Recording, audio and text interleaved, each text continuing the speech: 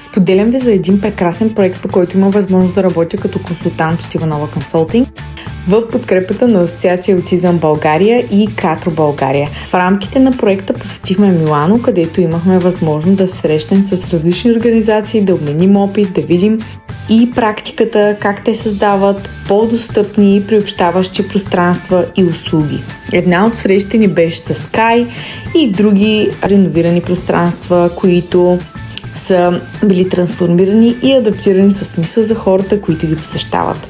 За мен беше изключително ценно да видя различни подходи, да слушаме лекции и да разговаряме с хората зад тези проекти и да помислим какво може да приложим и в България. И разбира се, между всички срещи, презентации, посещения остана и малко време да разгледаме Милано. Това е само част от работата, която стои зад създаването на по-приобщаваща среда с повече разбиране и достъпност и възможности за всички.